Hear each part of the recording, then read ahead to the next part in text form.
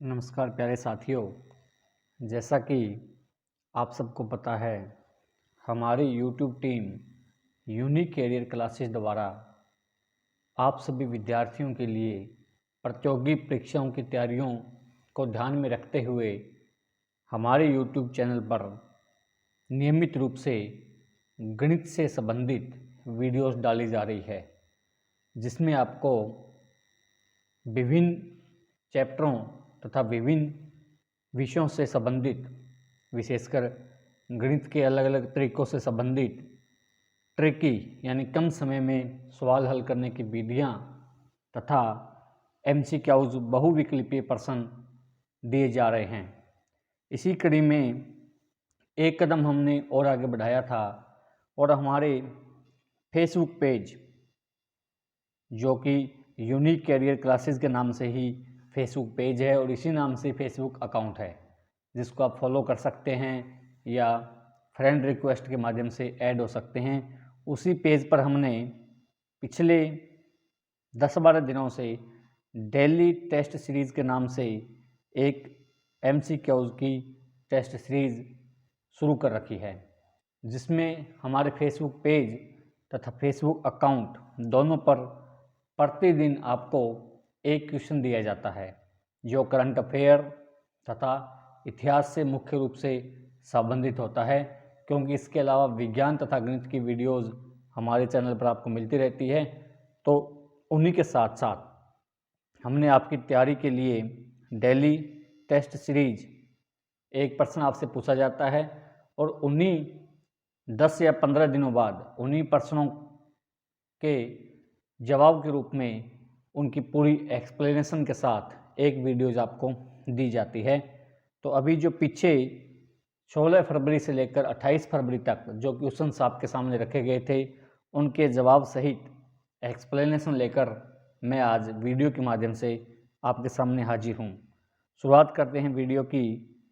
सबसे पहले हमने 16 फरवरी को हमारे पेज पर ये क्वेश्चन पूछा गया था कि भारत में पंचायती राज व्यवस्था सबसे पहले किस राज्य में लागू की गई थी। जैसा कि हमको पता है, 1947 में भारत के आज़ाद होने के बाद भारतीय सरकार ने एक सुव्यवस्थित प्रशासनिक ढांचा बनाने के लिए जो व्यवस्था लागू की थी, उसमें केंद्र सरकार, राज्य सरकार, उसके बाद पंचायती व्यवस्था यानी पंचायती राज जिसे हम कहते हैं, वो प्रारंभ किया था 1952 में। और इसकी शुरुआत सबसे पहले कहाँ से की गई थी तो आपको पता होगा, अगर नहीं पता है तो आप आज लिख सकते हो। इसकी शुरुआत की गई थी राजस्थान राज्य से। अगर राज्य की बात करें तो राजस्थान राज्य से, ऑप्शन डी हमारा सही उत्तर होगा। और राजस्थान में भी नागौर जिले से इसकी शुरुआत की गई थी। ये पॉइंट भी आप नोट कर सकते हो कि राजस्थान के नागौर जिले से पंचायती राज व्यवस्था की शुरुआत की गई थी। दूसरा प्रश्न 17 तारीख को आपके सामने हमारे फेसबुक पेज के माध्यम से पूछा गया था। कोणार्क का सूर्य मंदिर किस वंश के राजा ने बनाया था।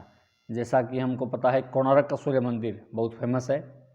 उसका निर्माण किस राजा ने करवाया था। 4 ऑप्शन थे हमारे पास। पूर्वी गंग वंश के राजा ने, चंदेल वंश के राजा ने, चोल वंश के राजा ने या पल्लव वंश के राजा ने।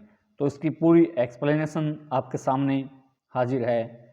कोणार्क का सूर्य मंदिर पूर्वी गंग वंश के राजा नरसिंह देव ने 1250 ईस्वी में बनवाया था।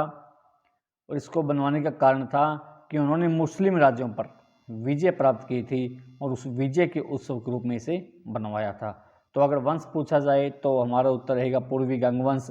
और अगर पूर्वी गंग वंश में भी राजा पूछा जाए तो राजा नरसिंह देव ने 1250 ईस्वी में इस मंदिर को बनवाया था। तो हमारे अनुसार इस प्रश्न का उत्तर पूर्वी गंग वंश यानी ऑप्शन ए जो है वो हमारी राइट चॉइस होगी। तीसरा प्रश्न देखिए, मलेरिया के इलाज के लिए बहुत प्रसिद्ध सा प्रश्न है और बड़ा आसान सा है। हम सामान्य तौर पर किसी मलेरिया से ग्रस्त व्यक्ति को उसके इलाज के लिए कुनीन की दवा देते हैं। कुनीन की दवा का प्रयोग हम करते हैं मलेरिया के इलाज के लिए। तो कुनीन की दवा जो है वो किस पौधे से प्राप्त होती है, ये प्रश्न पूछा गया हमसे। ऑप्शन हमें दे रखे हैं, लाइकेन का पौधा है, सिनकोना का पौधा है, शीशम का पौधा है और नीम का पौधा है। देखिए लाइकेन का पौधा तो हमें प्रयोग में आता है लिटमस पेपर बनाने के लिए। याद है ना आपको, वही लिटमस पेपर जो हमने स्कूली जीवन में अम्ल तथा क्षारक की जांच करने के लिए प्रयोग किए थे, कि अगर हम नीले लिटमस पेपर पर अम्लीय पदार्थ डालते हैं या अम्ल का रस डालते हैं, जैसे नींबू का रस है, टमाटर का रस है, खट्टे पदार्थों का रस डालते हैं तो लिटमस पेपर लाल हो जाता है। और अगर हम लाल लिटमस पेपर पर क्षारक डालते हैं, क्षारक जैसे साबुन का घोल डालते हैं, तो उसका रंग नीला हो जाता है। तो लाइकेन से तो हमें मिलता है लिटमस पेपर। तो हमें कुनीन की दवा किससे मिलती है? सिनकोना नामक पौधे से। ऑप्शन बी हमारा सही उत्तर होगा, सिनकोना नामक पौधा जिससे हमें कुनीन की दवा मिलती है, जिसका प्रयोग हम मलेरिया के इलाज के लिए करते हैं। तीसरा करंट अफेयर से संबंधित प्रश्न है, CBSE जैसा कि हम सभी जानते हैं central Board of Secondary education, एक सेंट्रल लेवल का बोर्ड है जिससे सेकेंडरी एजुकेशन यानी स्कूल से हमारे जुड़े होते हैं, एफिलिएशन होती है, स्कूलों की संबद्धता होती है। तो CBSE बोर्ड के नए अध्यक्ष के रूप में किसे नियुक्त किया गया है? CBSE के जो अध्यक्ष होते हैं वो मुख्य रूप से IAS अधिकारी ही लिए जाते हैं, जिन्हें हम इंडियन एडमिनिस्ट्रेशन सर्विस बोलते हैं। भारतीय प्रशासनिक अधिकारी जो होते हैं उनकी नियुक्ति की जाती है। तो ऑप्शन हमारे पास IAS जे गणेशन, IAS जे गणेशन हरियाणा के IAS अधिकारी हैं, सिरसा में भी अपनी सेवाएं दे चुकी हैं पूर्व समय में। IAS वी उमाशंकर भी हरियाणा के IAS अधिकारी हैं, यानी हरियाणा में इनकी नियुक्ति है। IAS विनीत जोशी और IPS सचिन अतुलकर। IPS तो बहुत कम इस सेवा में लगाए जाते हैं, तो हमारा सही उत्तर है IAS विनीत जोशी, जो वर्तमान में CBSE के अध्यक्ष चुने गए हैं। इसकी पूरी एक्सप्लेनेशन भी आपको यहाँ दी गई होगी, हाँ मिल गई। देखिए IAS Vineet Joshi has been appointed as the new chairman of the Central Board of Secondary Education. CBSE के नए अध्यक्ष के रूप में IAS विनीत जोशी जी की नियुक्ति की गई है। ही रिप्लेसेस IAS मनोज आहूजा। इनसे पहले इस पद पर सेवाएं देने वाले IAS अधिकारी थे Manoj Ahuja, who has been appointed as the officer on special duty in the Department of Agriculture and Farmers Welfare। और उनकी नियुक्ति कर दी गई है कृषि एवं किसान कल्याण विभाग में। Mister Joshi A 1992 batch IAS officer of the Manipur cadre. और जो मिस्टर विनीत जी जोशी हैं वो मणिपुर कैडर में नियुक्त हुए थे 1992 में। इज एन एडिशनल सेक्रेटरी, और वर्तमान में उनके पास जो पद है वो है एडिशनल सेक्रेटरी का। डिपार्टमेंट ऑफ हायर एजुकेशन का, डिपार्टमेंट ऑफ हायर एजुकेशन जो हायर एजुकेशन है जो एफिलिएटेड होती है हमारे मिनिस्ट्री ऑफ एजुकेशन से, शिक्षा विभाग से, उसके एडिशनल सेक्रेटरी भी हैं मिस्टर विनीत जी जोशी, और वर्तमान में CBSE के नए अध्यक्ष भी चुने गए हैं।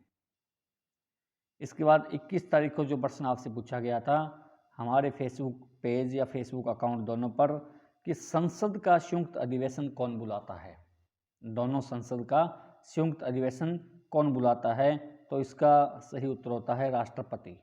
ऑप्शन सी हमारा सही उत्तर होगा, राष्ट्रपति, जिन्हें भारत का प्रथम नागरिक भी कहा जाता है, वो संसद का संयुक्त अधिवेशन बुला सकते हैं।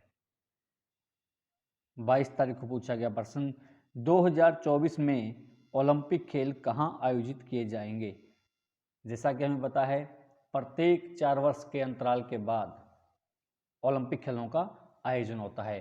पीछे 2020 में प्रस्तावित थे, लेकिन कोरोना के चलते 2021 में हुए, और अब 2024 और 2028 और 2032, 36 इस तरह से 4-4 वर्ष के अंतराल पर ये प्रस्तावित हैं। तो 2024 में जो ओलंपिक खेलों का आयोजन होगा वो कहाँ किया जाएगा, ये हमारा प्रश्न था। तो इसका सही उत्तर होगा पेरिस, फ्रांस में 2024 में, फ्रांस के पेरिस शहर में 2024 के ओलंपिक खेल आयोजित किए जाएंगे। इसी के साथ आपको कुछ जानकारी और भी मिलेगी। द इंटरनेशनल ओलंपिक कमेटी, जिसे IOC बोलते हैं, अंतर्राष्ट्रीय ओलंपिक परिषद जो होती है, announced in December 2020 that the theme for Paris 2024 would be gender equality and youth participation. ये इंपॉर्टेंट पॉइंट है, नोट कर सकते हो आप कि 2024 का जो ओलंपिक होगा उसकी थीम क्या रहेगी। इस बात की घोषणा हुई थी दिसंबर 2020 में, और इसकी थीम है gender equality and youth participation, यानी खिलाड़ी के रूप में जेंडर इक्वलिटी होनी चाहिए। जेंडर इक्वलिटी का अर्थ है कि महिलाओं की भागीदारी भी पुरुषों के बराबर होनी चाहिए। With the next games set to see an exact 50-50 gender split, और ये उद्देश्य रखा गया है कि 2024 के ओलंपिक तक जो महिलाओं की भागीदारी है वह पुरुषों के बराबर करना सुनिश्चित की जाएगी। The 2024 Olympics will be held in Paris, France. तो 2024 के ओलंपिक खेलों का आयोजन कहाँ किया जाएगा? फ्रांस के पेरिस शहर में। और इसके साथ अधिक जानकारी के लिए आपको दिया गया है 2024 के ओलंपिक खेल पेरिस में होंगे, फ्रांस में, 2028 के लॉस एंजलिस USA में, और 2032 के होंगे ब्रिस्बेन ऑस्ट्रेलिया में। ये चांसेस बन जाते हैं कि 2020 के ओलंपिक खेल संपन्न हो गए तो 2024 या 28 के आपसे आने वाली परीक्षा में पूछे जा सकते हैं। अगला क्वेश्चन था हमारा कि दिलीप ट्रॉफी का संबंध किस खेल से है? दिलीप ट्रॉफी, जैसे भारत में क्रिकेट के कई ट्रॉफी चलती रहती है, विजय हजारे है, और बैडमिंटन के गेम भी होते हैं, और वॉलीबॉल भी चलती रहती है, फुटबॉल की कुछ ट्रॉफियाँ चलती रहती है, हॉकी के खेल भी समय समय पर होते हैं। तो उनमें से एक ट्रॉफी है दिलीप ट्रॉफी, वो किस खेल से संबंधित है? इसका सही उत्तर था क्रिकेट। क्रिकेट के खेल से, जो कि भारत में प्रसिद्ध खेल बन चुका है। हालांकि भारत का राष्ट्रीय खेल हॉकी है, लेकिन यहाँ के अधिकतर लोग और युवा क्रिकेट में हॉकी से भी ज़्यादा दिलचस्पी रखते हैं। अगला क्वेश्चन देखिए, 24 तारीख को जो आपसे पूछा गया कि भारतीय सरकार द्वारा बैंकों का राष्ट्रीयकरण किस वर्ष किया गया था? बैंकों का राष्ट्रीयकरण का मतलब जो उस समय बैंक चल रहे थे उनको पूरे देश में फैला दिया गया था, पूरे देश में उनकी सेवाएं लागू कर दी गई थी, और ये कार्य किया गया था भारतीय सरकार द्वारा 1969 में। ऑप्शन बी इसका सही उत्तर होगा। 25 तारीख को आपसे अभी वर्तमान का क्वेश्चन पूछा गया था, हरियाणा के किस जिले के हाबड़ी गांव में अंतरराष्ट्रीय सत्र का हॉकी स्टेडियम बनाया गया है? हाबड़ी गांव है हरियाणा में स्थित, जहां पर हॉकी का अंतरराष्ट्रीय सत्र का स्टेडियम बनाया गया है। और ये पूछा गया था कि जो हाबड़ी गांव है वो कौन से जिले में आता है? चरखी दादरी में, सिरसा में, हिसार में, या कैथल में? इसका सही उत्तर था कैथल। कैथल जिले के हाबड़ी गांव में अंतर्राष्ट्रीय सत्र का हॉकी स्टेडियम बनाया गया था। इसी में से एक प्रश्न और निकाल लेते हैं कि चरखी दादरी जो है वो हरियाणा का सबसे नवीनतम जिला है, सबसे नया जिला है, सबसे बाद में इसका निर्माण किया गया था। अगला क्वेश्चन, संपत्ति का अधिकार, जो हमें मौलिक अधिकार दिए गए हैं भारतीय संविधान द्वारा, उनमें एक अधिकार था संपत्ति का अधिकार, जिसको भारतीय संविधान में समय समय पर होने वाले संशोधनों में हटा दिया गया। तो हमें ये बताना था कि संपत्ति का अधिकार कौन से संशोधन में हटाया गया था? तो संपत्ति का अधिकार हटाया गया था 44वें संशोधन में।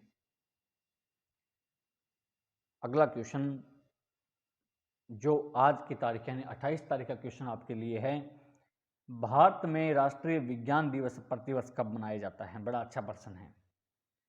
राष्ट्रीय विज्ञान दिवस भारत में प्रतिवर्ष मनाया जाता है। किस दिन मनाया जाता है? जैसा कि आपको पता है भारत में त्यौहार और दिवसों की संख्या अत्यधिक है, यानी बहुत ज़्यादा है।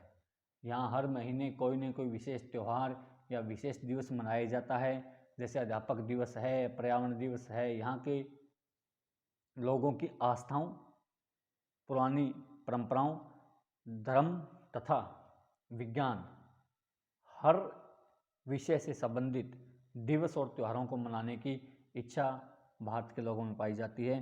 तो उसी से संबंधित, विज्ञान से संबंधित कि राष्ट्रीय विज्ञान दिवस प्रतिवर्ष भारत में कब मनाया जाता है, इसका सही उत्तर है हमारा 28 फरवरी, यानी आज ही के दिन प्रतिवर्ष भारत में राष्ट्रीय विज्ञान दिवस मनाया जाता है, जिसमें विद्यालय से लेकर के महाविद्यालयों तथा विश्वविद्यालयों में विज्ञान से संबंधित गतिविधियां आयोजित की जाती है। और हर वर्ष भारतीय शिक्षा विभाग द्वारा राष्ट्रीय विज्ञान दिवस के लिए एक नई थीम रखी जाती है कि आने वाले वर्ष में या इस वर्ष जो राष्ट्रीय विज्ञान दिवस मनाया जाएगा उसमें एक उद्देश्य रखा जाएगा, जिसको हासिल करने के लिए आगे निरंतर सतत प्रयास किए जाएंगे। तो इसी से संबंधित हम ये पढ़ेंगे कि इस वर्ष की थीम क्या थी। Every year India celebrates National Science Day to remember the discovery of the Raman effect, a discovery that also earned him the Nobel prize in 1930 in the field of physics. यानी भारत में प्रतिवर्ष 28 फरवरी को विज्ञान दिवस मनाया जाता है to remember the discovery of the Raman effect. CV Raman जो साइंटिस्ट थे जिन्होंने रमन प्रभाव की खोज की थी, और ये एक ऐसी खोज थी जिसने फिजिक्स यानी भौतिकी विज्ञान के क्षेत्र में 1930 में उनको नोबेल प्राइज भी दिलवाया था। तो इसी खोज को, इतनी महत्वपूर्ण खोज को, उनके महत्वपूर्ण प्रयास को याद करते हुए हर वर्ष 28 फरवरी को राष्ट्रीय विज्ञान दिवस मनाया जाता है। The theme of science day 2022 का जो विज्ञान दिवस है उसकी थीम क्या है, उसका विषय क्या है, मुख्य विषय integrated approach in science and technology for a sustainable future.